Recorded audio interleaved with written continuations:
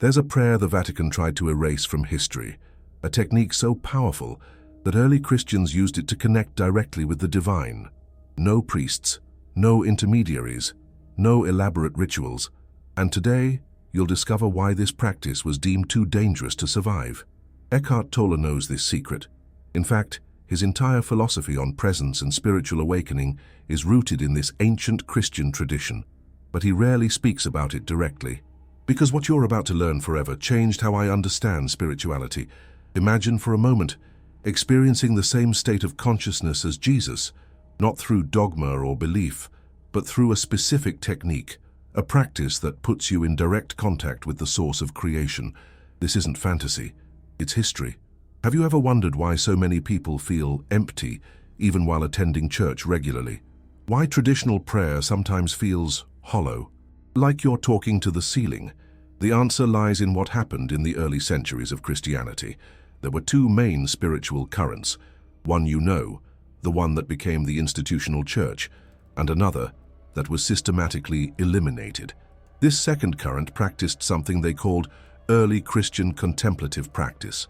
It was a form of prayer that didn't ask for anything, didn't plead, didn't negotiate with God. It simply connected. Practitioners reported extraordinary experiences, states of spiritual ecstasy, mystical visions, a feeling of total union with the divine, and most importantly, a deep peace that remained even during life's most difficult moments. But in 325 AD, at the Council of Nicaea, something shifted. The Church decided these direct experiences were dangerous, that only a select group could access the divine, that salvation must go through the institution. And so the secret technique was banned. Entire monasteries were dissolved, texts were burned, practitioners were exiled or silenced. For over 1,000 years, this form of prayer virtually disappeared from Western Christianity, but some kept the knowledge alive. Eckhart Tolle discovered fragments of this tradition through his own spiritual journey. When he talks about presence, about the now, about being, he's echoing principles that early Christian mystics knew very well. The difference is, they had a specific technique to access these states. Want to know what it is? First, you need to understand why this practice was considered so threatening. Imagine a form of spirituality where you don't need anyone to tell you what's right or wrong, where your connection with the divine is direct, personal, undeniable, where you don't depend on interpretations, dogmas, or external authorities. Can you see why this would frighten an institution, building its power on the idea of being the only path to salvation? But there's something even deeper here. This technique doesn't just connect you with the divine, it transforms your perception of reality. Practitioners reported seeing life completely differently. Problems that once seemed huge became small. Fears that tormented them simply dissolved. It was like waking up from a dream, and maybe that's exactly what it is. Eckhart Tolle constantly speaks about awakening, about escaping the illusion of the mind, about recognizing our true nature.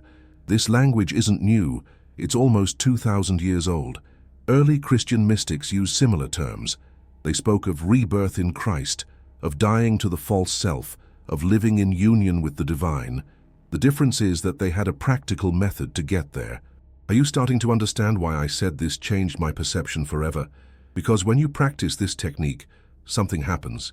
It's not just an emotional or psychological experience. It's something deeper, more real.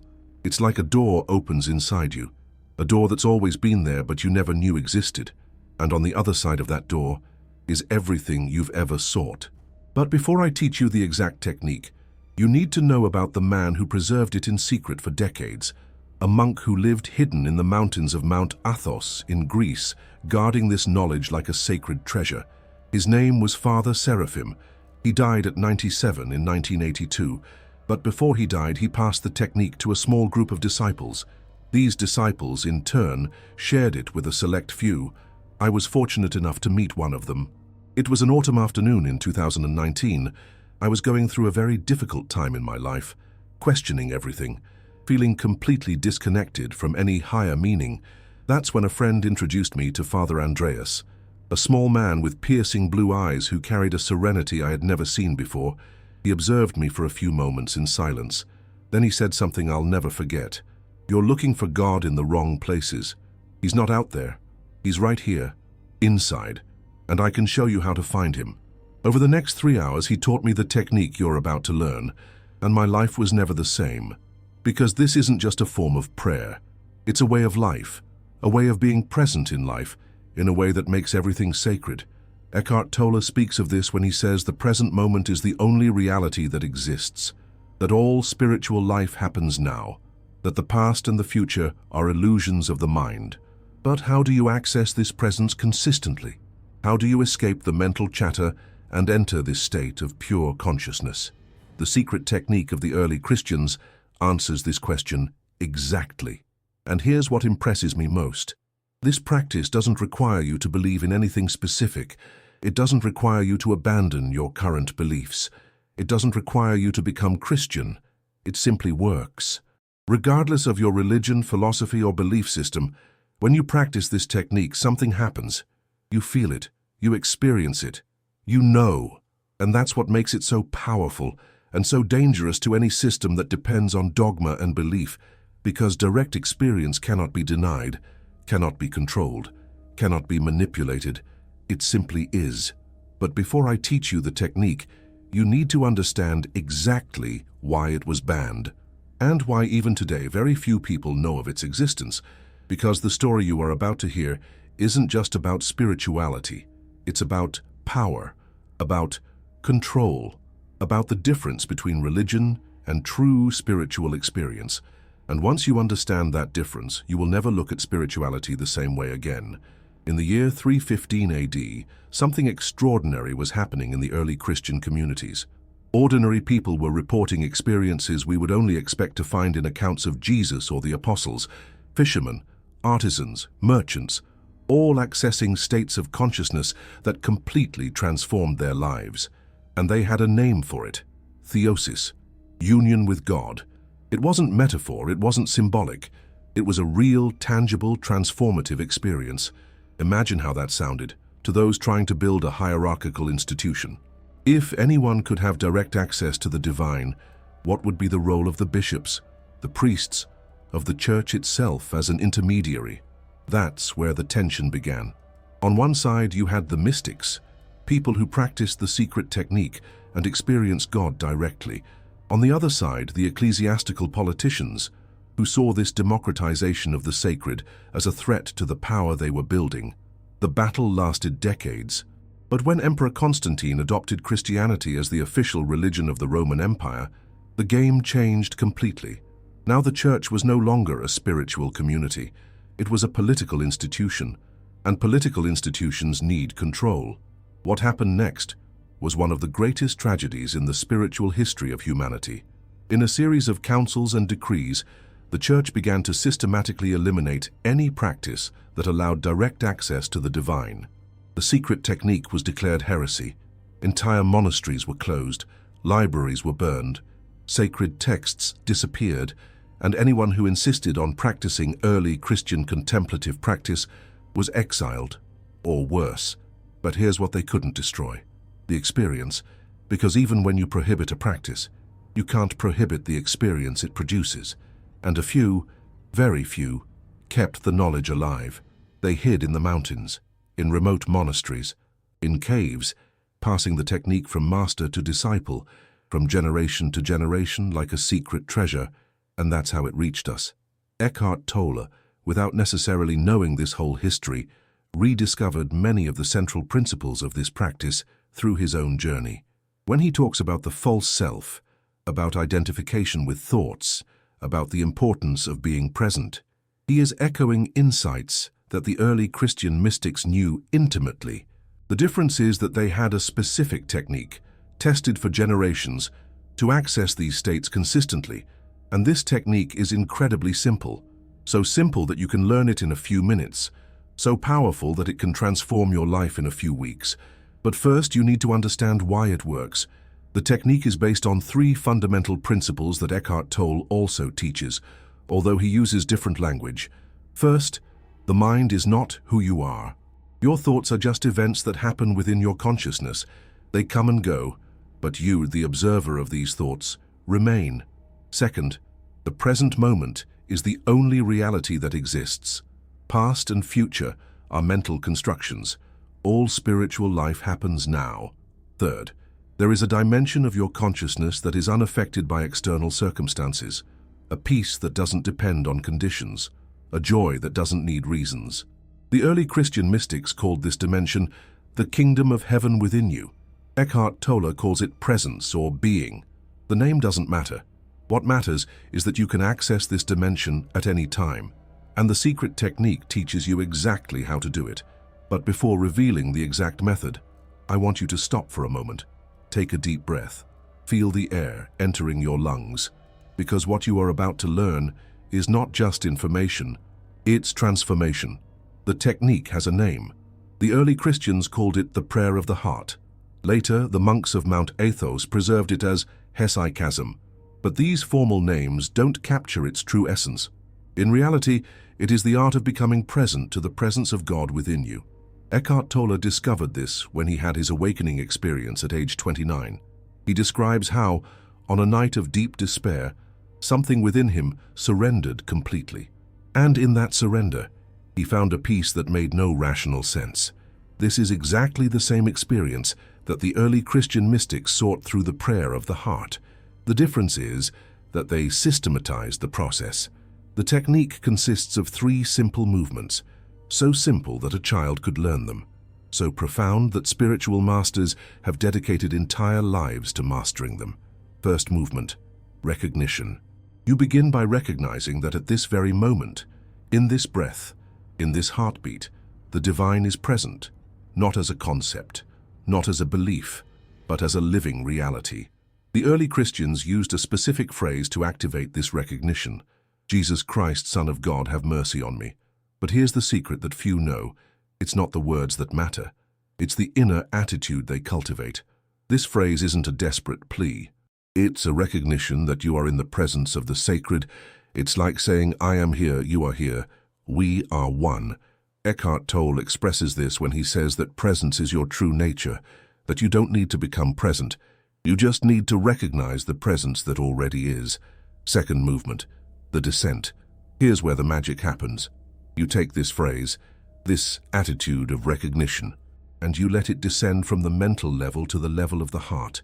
Literally, imagine that the words have weight, that they can slowly trickle down from your head, through your throat, your chest, until they settle in the region of your heart.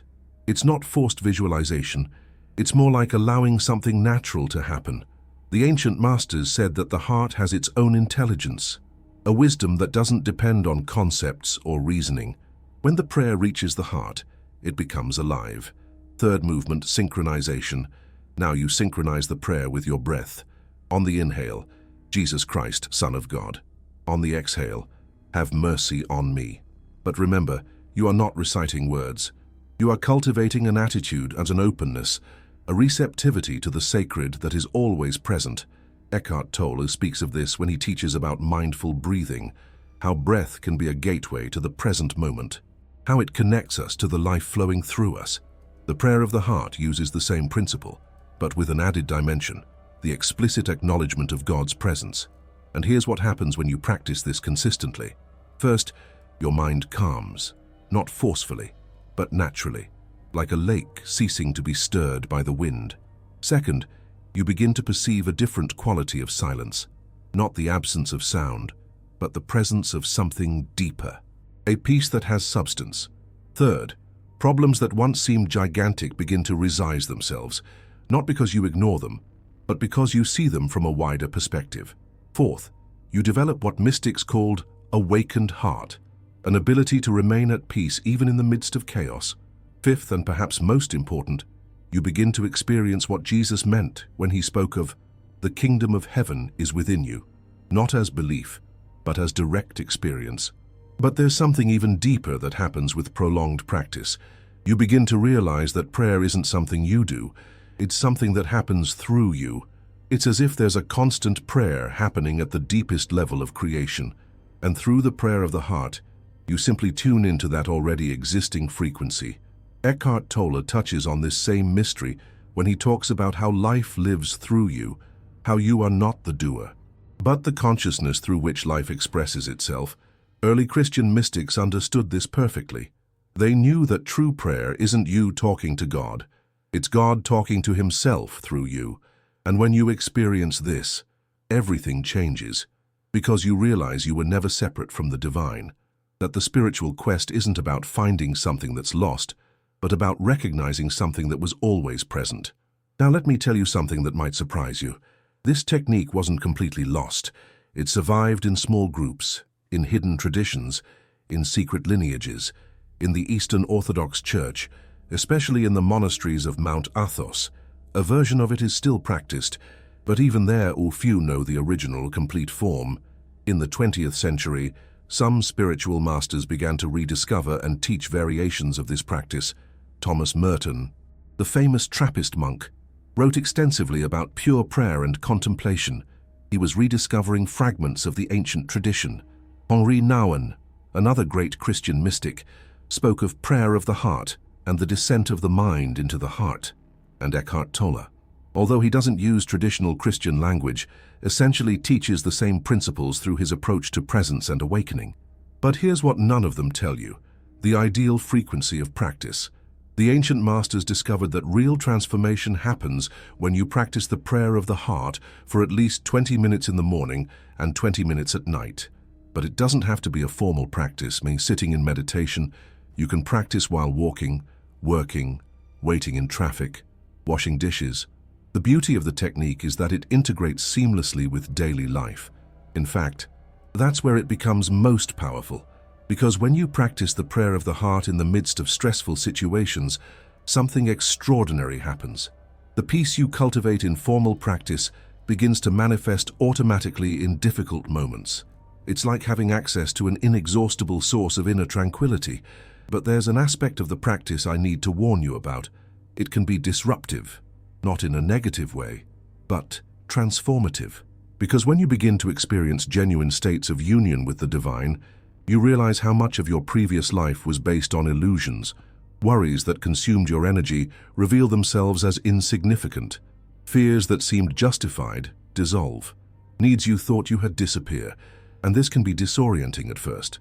Eckhart Tolle talks about this when he describes the process of awakening, how it can be uncomfortable to let go of false identities, even when they cause us suffering.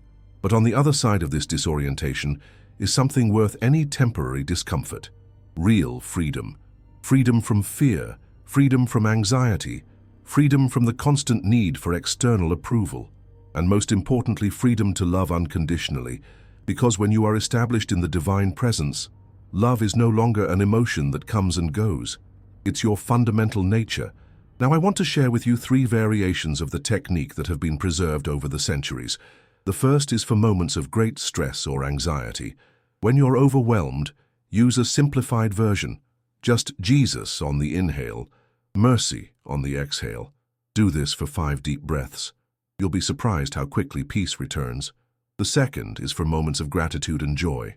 When experiencing something beautiful, transform the prayer into Jesus Christ on the inhale, thank you on the exhale. This amplifies the positive experience and connects it with the sacred. The third is for moments of pain or suffering. Here, the prayer becomes Jesus Christ on the inhale, heal me on the exhale. But understand, it's not a desperate plea. It's an acknowledgement that healing is already present. You are simply opening yourself to receive it. These variations were developed by masters who practiced the technique for decades. They discovered that the divine speaks different languages depending on our inner state. And here's something that might shock you. This practice works regardless of your religious beliefs. You can be atheist, agnostic, Buddhist, and Muslim. It doesn't matter, because the technique doesn't depend on you believing in specific concepts. It works directly with the universal mechanisms of consciousness. The name Jesus Christ acts as an access code to heightened states of consciousness, not through magic, but because that combination of sounds has been charged with the spiritual energy of millions of practitioners over 2,000 years. It's like a keyword that opens a door that has always been there. Eckhart Tolle understands this when he talks about how certain words or phrases can function as portals to presence, not for their intellectual meaning, but for the resonance they have created. But if the Christian language feels uncomfortable, you can adapt the technique. Use Om Namah Shivaya if you connect with Eastern traditions, or La ilaha illa Allah if the Islamic tradition resonates with you, or simply peace and love if you prefer something universal. The specific words aren't important. It's the attitude of openness to the sacred that they cultivate. Now, let me tell you about the signs that indicate the practice is working. First, you'll notice it becomes easier to remain calm in situations that previously irritated you. Second, you'll begin to experience spontaneous moments of profound peace, even without formally practicing. Third, your intuition will become clearer. You'll start to know things without understanding how. Fourth, you'll feel a natural compassion arising, not just for those close to you, but for all of life. Fifth, practical life problems will begin to resolve in unexpected and harmonious ways. But the most important sign is subtle. You'll begin to feel at home anywhere. This sense of universal belonging is the hallmark of someone established in the divine presence. And here's something few know. You can accelerate the process through a specific practice that ancient masters guarded as their most precious secret. Once a week, dedicate a full hour solely to the prayer of the heart. No interruptions, no distractions. During this hour, something special happens. It's as if you dive deeper into the divine presence than is possible in shorter sessions. The masters called it a bath of inner light, and after these long sessions, the daily practice naturally becomes deeper and more effective. But there's something you should know before you begin.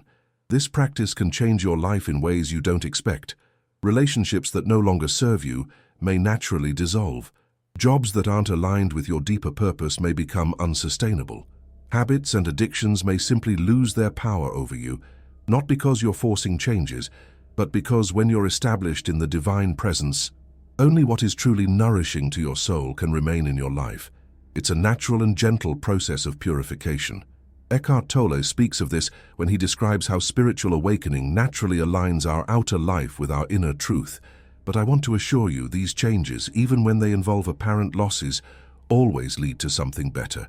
Because when you're connected with the source of life, life conspires in your favor. Now, before I finish, I want to give you the most important instruction of all. When you begin practicing the prayer of the heart, don't expect extraordinary experiences. Don't look for visions, lights, voices, or mystical phenomena. These things may happen, but they're not the goal. The goal is much simpler and much deeper, to establish yourself in peace that doesn't depend on circumstances.